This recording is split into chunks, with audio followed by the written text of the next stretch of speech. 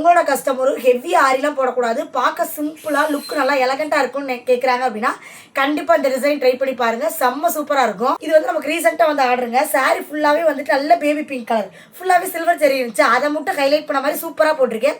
எப்படி போட்டிருக்கேன் கிட்ட காட்டுறேன், வாங்க பார்க்கலாம். எப்பவும் போல யூனெக் தான் ட்ரை பண்ண சொல்லியிருந்தாங்க. யூனெக் போட்டுட்டு சில்வரில் வந்து ட்ரிபிள் லேயரில் ஜரி திருப்பி கொடுத்துட்டேன். ரொம்ப சிம்பிள் மெத்தட் தாங்க. நமக்கு கட் பீட் இருக்குல்ல, அது ஒரு சுகர் பீட் எடுத்து மாற்றி வி ஷேப் மாதிரி கொடுத்துட்டேன். அந்த வி ஷேப் இருக்குல்ல, அந்த வி ஷேப்புக்கு மேலே வந்துட்டு 3 அக்கனா ஷேப் மாதிரி 2 சூறா ஒரு ஆன்டிக் பீட் வச்சிருக்கேன்.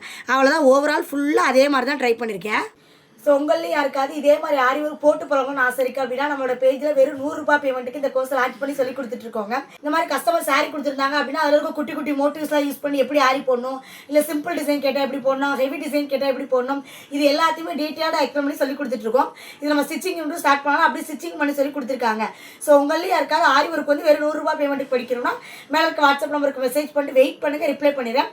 உங்களோட ஃப்ரெண்ட்ஸ் யாராவது ரொம்ப சிம்பிளாக தான் ஆரி ஒர்க் போட பிடிக்குன்னு சொன்னாங்க அப்படின்னா மறக்காமல் இந்த ரீலை ஷேர் பண்ணி விடுங்க. உங்களுக்கு யூஸ்ஃபுல்லாக இருக்கட்டும். பாய்.